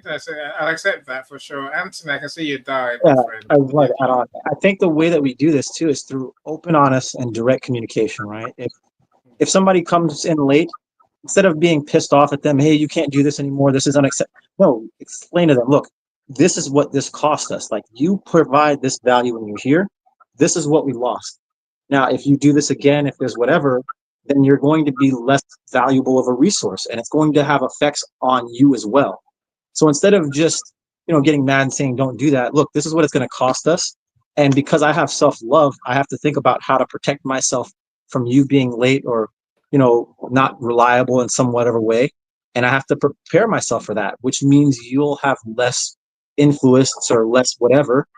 And it's equal to this amount. And you make the decision. Is that the relationship you want? Well, no, then if you're taking care of your self-love, then you'll do more to make sure that you're on time because you understand the impact that it has, not just on them, but how that'll impact you. Okay, But without nice. that open, honest communication, Listen, we're I all don't just want to. emotional. I don't want to start another whole argument, which I probably will by saying what I'm going to say, Anthony. See, I may arrive late, but I'm going to stay later as well, and I'm going to work on my home.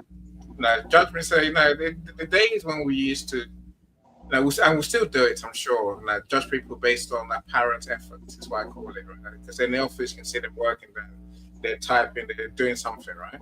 Whereas we've known for years, for generations, really, if you ask me, that we need to get people to do, to do what they have to do and be honest about it, to be productive rather than appearing to be effortful. And I say, why do we work 9 to 5? I never understood it. I still don't understand it. Clearly, I don't. I missed it, right? I'm saying, it's the results that counts. It's not the hour. It's not what time I get to. I don't need to be at work at 9. What the hell for? What for? I'd rather get to work at 12 and work till 12 than 9 to 5, which is shorter hours if you do the hours, right? It baffles me. It's just easier to control.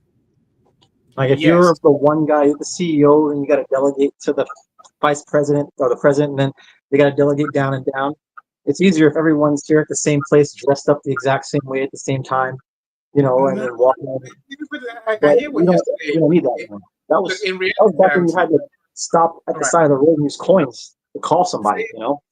In reality, my self-love makes me work on my mastery. I can do more quicker. I can do more better. I can do more without, I don't conformity expectations, Sean. It killed me. I hate to work for anyone because I at any time it's always been my life, always. Since I was a kid. Because I refuse to understand the logic you just explained to us. I never got it. No one ever got to understand. And even if they tried to sanction me, they realized I was the best employee. I was always a manager, so I was never, wanting to be lazy and not to do what I have to do. That's my personal take, and I'm sticking by it. Sean, talk to us. I see Sean thinking. Well, I'm going to come at this from the parent angle again. Self-love says, I want to just veg out on the couch and watch Netflix. But I understand. So self-love is understanding I need a rest, but I also have responsibilities that I accepted. I have a child, so he needs to eat. Thankfully, it's still early, and dinner tonight, he wants Brinner, which is breakfast for dinner. That's what he calls it. So it's easy. I don't have a lot to do tonight because I'm a single parent tonight. But I think true when you really are truly practicing self-love, this is a balance, right? A lot of the reason we bring up self-love is for people who aren't taking care of themselves. They're too busy saying yes to everything because they're chasing after acceptance and value and worth. And it doesn't matter whether they're actually saying, I'll work the overtime, boss. Customer, I'll be there at 6 a.m. No problem. it's a balance. Like, yeah, I'm going to show up as a business owner to meet with a podcaster because they're on the other side of the world, and it's the first thing in the morning for me. I barely had my coffee, but I'm making that sacrifice. So I think self-love is like, okay, I'm okay making this sacrifice to reach my goal, to follow my calling, my purpose, my responsibilities. But it's like the airplane, right? Put your mask on first, because if you're going, you're no good to nobody. As a younger person here, how do you always know what the cost of something is, though? Right? I have this thing I used to say: better to show up late with a diamond in your back pocket than show up earlier on time with shit stains in your underwear. Right? Like, if I show up on time, but I'm texting my wife about some argument that we're trying to resolve, and I'm half-assing this, I'm half-assing that, and they both go. You know, this gets me upset, so I get upset, I bring it here. This is upset, I bring it here. What if I just nailed it down for an hour, and now we're better than ever? I show up an hour late, but my head is in the game. I'm here to make up for whatever loss. Sometimes that's one option, but otherwise, also, there's a lot of opportunities that I see where it's like you don't always know what the cost is, like what the reward is, or what how do you rate or balance things that you've never acquired before, you know? And there's all the options available in the world right here at the fingertips, you know? So how do you know what it is that you're giving up when you don't put that commitment in? You don't. 57 years, you don't. Oh, you got an answer, man. No. When I make a decision, I have to make the decision. And I think being an adult, being a aligned, self-loving person, I understand, like, hey, you know what? I spent the extra hour to finish that situation at home, get it all squared away, or at least calm down. So that, like you said, because if I'm trying to do my work with a client or whatever, and I'm still thinking about that shit stain, as you said it, I'm not. I'm sorry, cursing is not okay. It's like I'm an ex-sailor, so that doesn't bother me. Actually, I think I had a coaching exchange call the other day, and I think I might have offended the other person, but my self-love is like, this is who I am, and if you like me, great, we can work together, we can do magic together. If you don't, sure, there's somebody that will line up with you perfectly. I'm not for everybody, and I'm not trying to be for everybody. I did most of my life trying to be for everybody, and it didn't work, and I'm done. Yeah. And authentic, being real with yourself, like, this is who I am, this is the way I talk, this is the way I act, and you know, I do it with a heart of service and love. I love everybody, and I think that shows, you know, because you can't BS that. Authenticity is not vomiting online about all your, you know, dirty laundry. I remember the early Facebook days. They had the basket picture, the laundry basket. He goes, this goes here, not here, not on Facebook and social media. But still today in 2025, you know, we have so much, everybody's airing their dirty laundry on even LinkedIn today. And it's like, come on, love yourself more than that. So for me, it's not even, sometimes what I want is to give and to receive as much as possible. And so I don't even really see it as a lack of authenticity, because there's a lot of times where, for instance, if you're talking to someone that's extremely, extremely left or extremely, extremely right, they can get very triggered where fight or flight, their brain shuts off. Sometimes you just, you know, you pull out an olive branch and it's not how I would talk. But then after I give it to them and they're stuck holding it, then I can download all sorts of stuff, which is what I really cared about. So that's all the thing is, like, if I don't want to lose anybody because I said or did some small thing when it's like, no, my desire was greater than that. You know, But I yeah, compare myself too much.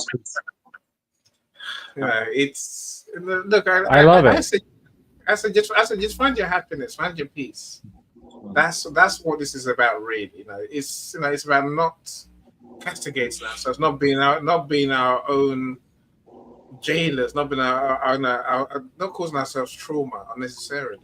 That's what it comes down to for me, anyway. You know, it's living my happiness, and often that's not about other people, unless when I have to interact with people, I want to serve. That's what we said in the comments. I have many amazing comments today, my friends. Jeannie, I just sent you the link to the course. If that's what you're interested in, if that's what you're asking for. Yeah, so if it's not, let me know. So we're connected anyway. So I think she wanted the video you shared, Annie, the one about the psychology one, the animated video with the psychology. So the self-love stories, the 8 steps. I think communication is self-love. I think communication is self-love.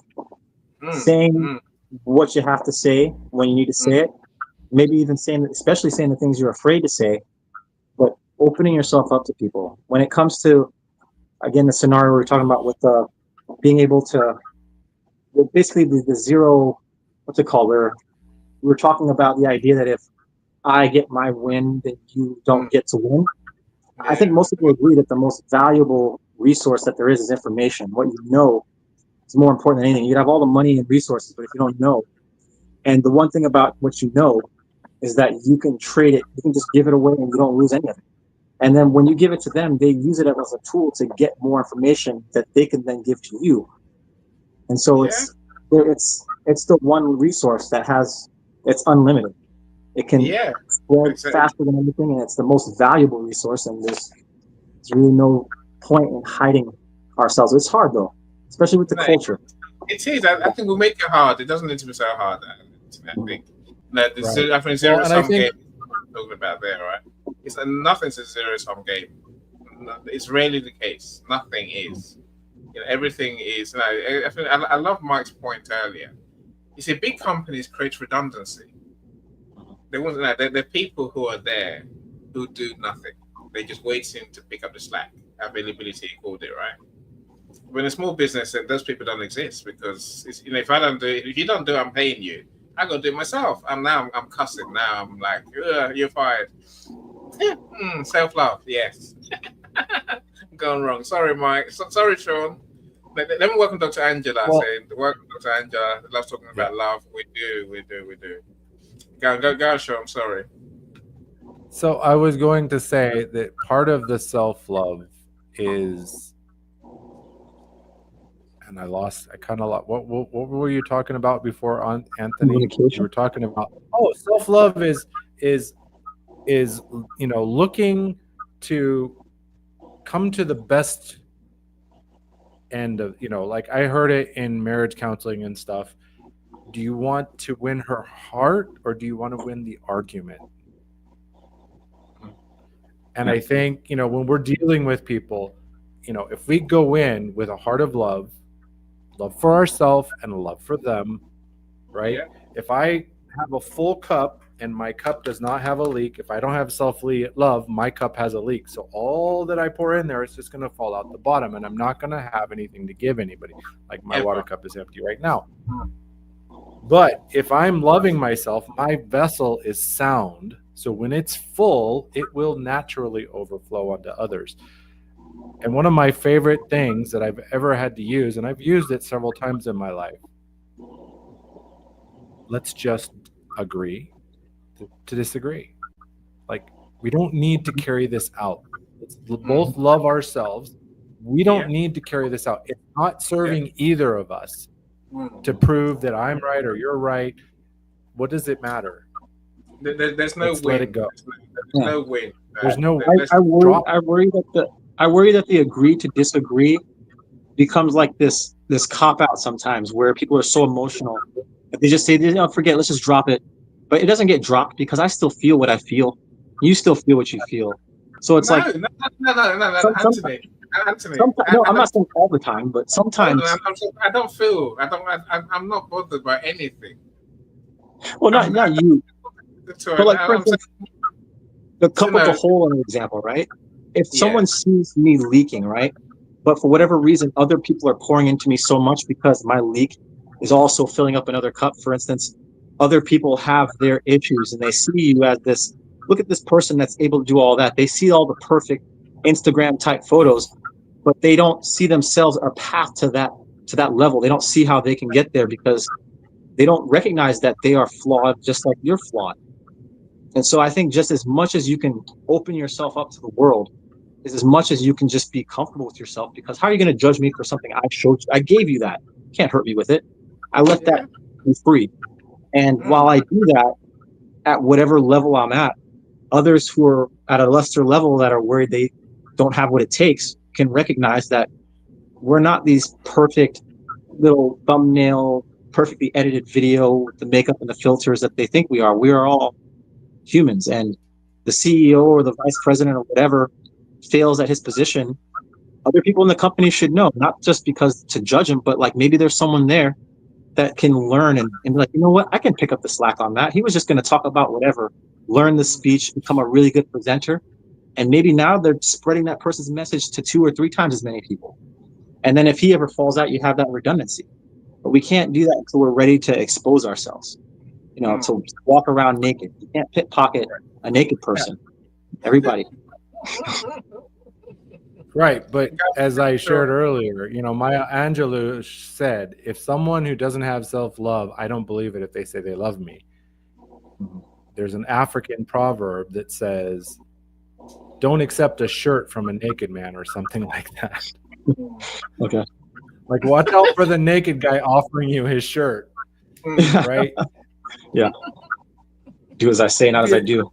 It is a fine line. You're right. There is and the other thing is we live in a world today, the climate I see today, Anthony and Annie and Mike and anybody else that's still here, is so many are rushed to judge. The CEO, like we saw it, the Coldplay concert thing, everybody was all over them, jumping on them. Oh, that's so terrible. You're right. It's a very, very fine line. Like, you want to be honest and you want to create the culture in your circle that I can be honest. Like, you know what? Like, today sucked.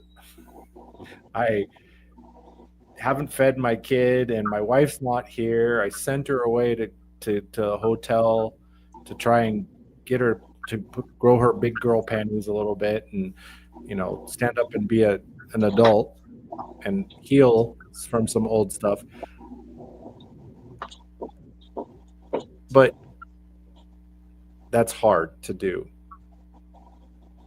Mm-hmm. Do what's meaningful, not expedient. Right. You gotta look at, is my share, I always said it's all about motivation. Why are you sharing that? Are you sharing to elevate yourself? Are you sharing to say, look, you know what? I'm human. I screw up just like you. I put my pants on one leg at a time, cut me and I bleed, hurt me, say mean things and I hurt. Yeah, generally, I think people will hide things to elevate themselves. It's something that Dr. Jordan B. Peterson was mentioning about parents fighting in front of kids that really got to me. He was saying, it's not necessarily bad to have an argument or to fight with or not a fight, but like an argument or whatever in front of your kids, if what they see is you actually resolving that and growing and getting past it. Now, that's way better than hiding the fight from them. If you're just fighting just to whatever, but if they can see 2 people who disagree and are in an emotion state, and then they somehow come to a point where they can reconcile that, show each other love, appreciation, and then move past that, that's a lesson that can only be taught when you're willing to expose yourself. But again, I guess maybe you don't expose aspects of yourself that you yourself are, don't expose aspects of yourself that are so unfleshed out that you're looking for other people to help, because I guess other people, especially the more elevated position you are in, people who are looking up to you see those flaws and they just think, okay, well, that's okay to be like that. So maybe having enough self-knowledge to know about yourself and to know what you're willing to to work past and what you can work past. Yeah, my friends. Yeah, I shared this recent. Share from your scars, not your actively bleeding wounds. Yeah. Yeah. Okay. Yeah. Heal yourself first. Look, I love so many of the comments. Vincent, you must come over from Vincent. So self-love is about taking accountability, doing the right thing for us and for others. I think that's what that means, right? With Coach Ashif, this is a good place to leave it, I think. We'll spend most time with ourselves. Take care of yourself in terms of what we say to ourselves, what we do to ourselves, and how we let ourselves be. I tell you, that's what self-love really means to me. It's a great conversation. I thank you all. There's a free self-love book on YouTube. I'm a great audiobook fan, so I love to listen to books. So Jeannie, this might help. I can't share the video with you. Well, I'll share the link. I'll put a link in your DM, Jeannie. Hopefully you can then watch it from there. But now this is a link to the free book on self-love. It's a couple of hours long. It's quite informative. So do check it out. It's free, right? That's what YouTube's there for. So I love YouTube books. Do have a look, my friends. Look, I'm sure we could talk about this all day. We really could. Now, Sean, you're a star, my friend, as always. Anthony, I'm glad you joined the studio. Mr. Calm, you've been too quiet. Where you're calm, right? As always. Oh, he's there. Yeah. I just love listening to you guys talk. Man, my brain is just on fire. Just thank you very much for coming on board. Really. Yeah. Right. It's Vincent said, "Thank you, Michael. I'm glad you're here. I'm glad you but you also had this conversation as well. So you're part of the gems I would share." Vincent said, "I think self-love is actually selfless." Yeah, in a kind of way, right? I think it's having that joy in your soul, that good intention in your soul, and realizing that it's not dog eat dog. It's abundance for everyone. You're right, though, Annie. Vincent, you need to get Vincent on the stage, man. He's dropping these little gems in the comments. It's been the best. It's been the best to you, so you can be the best for others. I love that. I really do.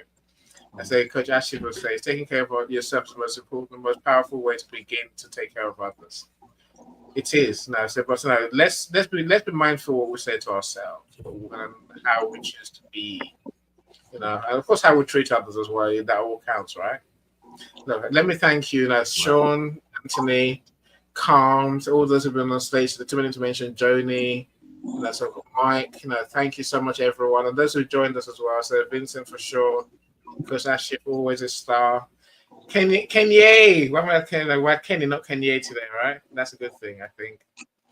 So Dr.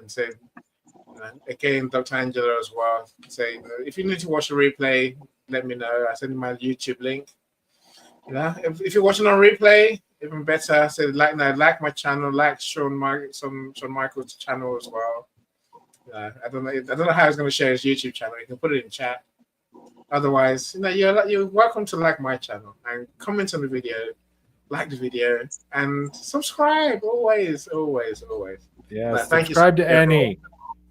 And Sean. Sean's been the bashful as always, right? We'll need more. We need more subscribers. We need more followers.